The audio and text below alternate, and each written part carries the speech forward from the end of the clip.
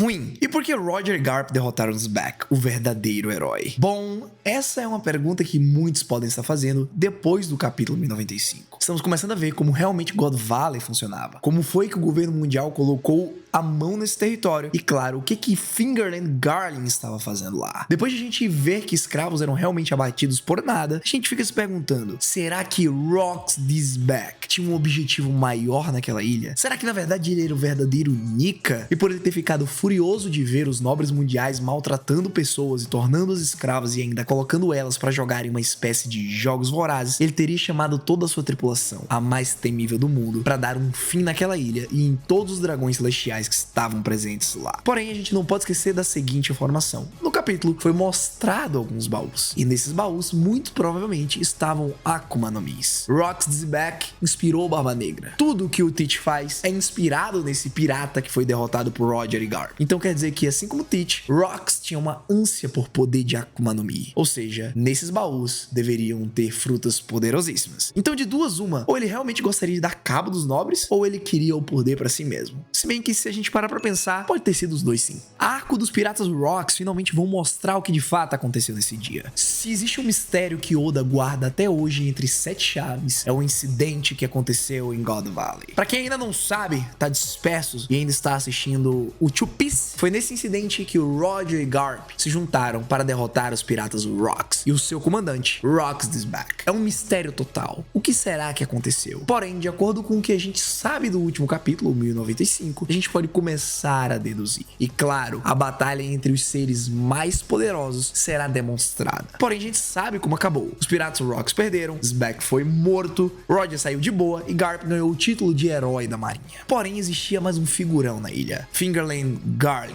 o cara que depois de ter tomado o controle da ilha se tornou o rei de God Valley. E ele é um santo, um Tenryubito, cuja capacidade e politicagem é tão alta que ele tem o poder de executar outros nobres mundiais. Esse cara estava cotado para ser o campeão na data que Kuma era pequeno. Ou seja, pessoal, ele não é fraco. Ele provavelmente tem uma capacidade de haki muito alta. Então a pergunta que fica é, o que Fingerland Garling estava fazendo durante o incidente de God Valley? Será que ao ver Roger e Garp versus os Piratas Rox, ele simplesmente se absteu? Por quê? Por medo? Ou por simplesmente ele se achar tão poderoso, tão superior, que ele não iria lidar com seres inferiores, com humanos e piratas? E deixou isso para a marinha, para o então poderoso Monk de Garp. Será mesmo isso? Ou será que tem algum mistério? É isso que a gente quer descobrir e provavelmente nós vamos, porque Oda está cozinhando e logo logo vai sair do forno. Eu posso estar enganado, mas desconfio que esse personagem vai matar a Hancock no futuro. Seria um excelente motivo para o Chapéu de Palha botar o governo mundial no chão. Dos mesmos criadores de Monk 2 Luffy, agora nós vemos Hancock será morta por Garling.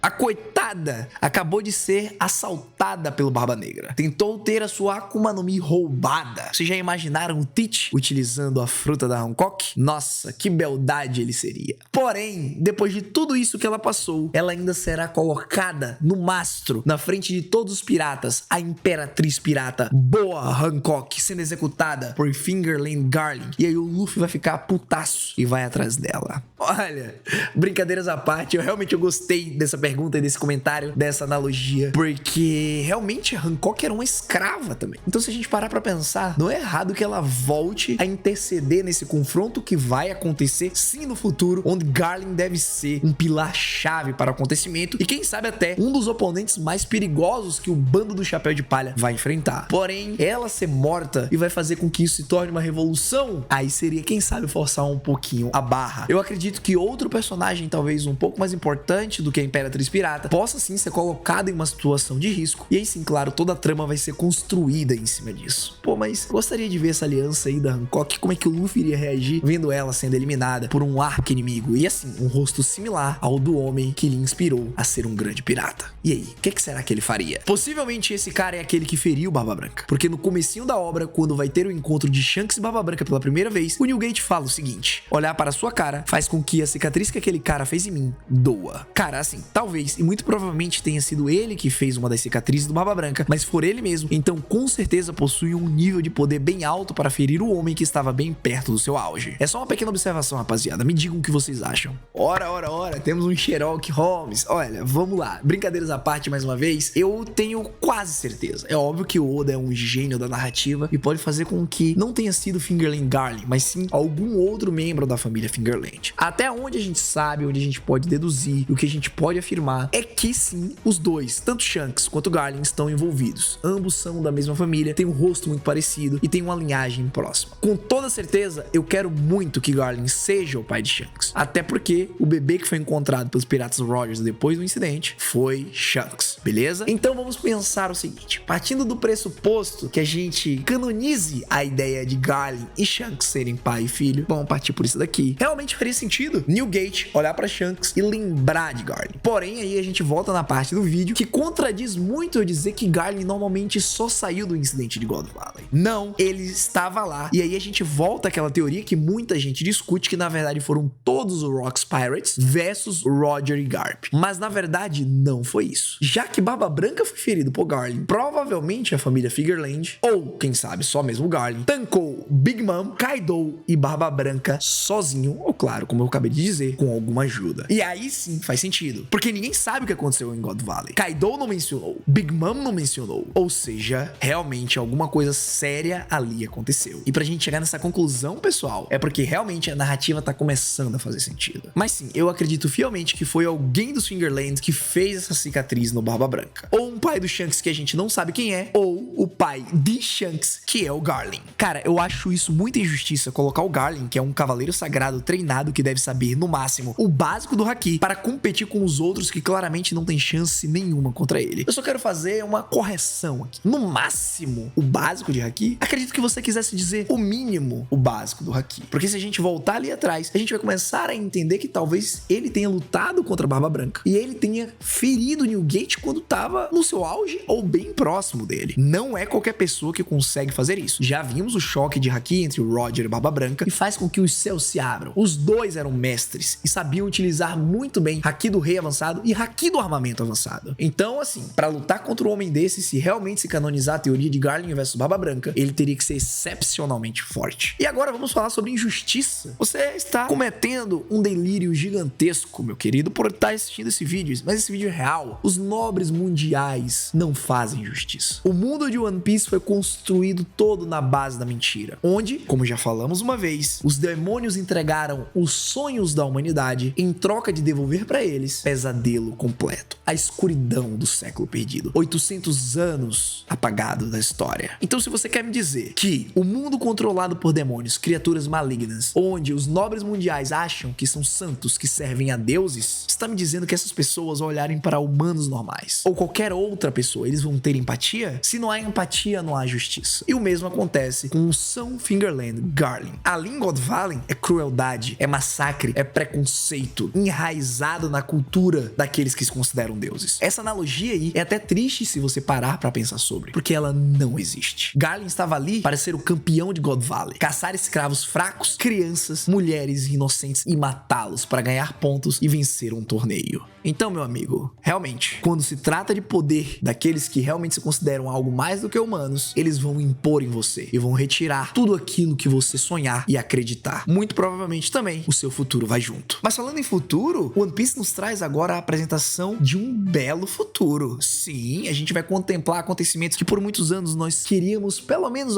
ter uma palhinha. E começou agora. Olha só, no final do capítulo, a gente tem algumas coisas ali. Empório Ivankov aparecendo pela primeira vez, era uma escrava. Bartolomeu Kuma aparecendo como escravo e provavelmente teve a ajuda de alguém ali para fugir. E nós temos um terceiro personagem, Ginny, comendo um bifão gigante. Seria ela, que nem a gente já comentou, a mãe de alguém importante? Mãe de Luffy? Mãe de Bonnie? Ou mãe de ninguém? Vocês que decidem. Deixem aí nos comentários o que vocês acham sobre a mãe de alguém e o pai de alguém, que seria Garling. E também comentem seus pensamentos sobre a resolução de God Valley. O que será que realmente aconteceu? Me conta aí, a gente discute enquanto a gente come esse belo almoço. E se você ainda não terminou, assiste esse vídeo aí, que eu tenho certeza que você vai amar a análise.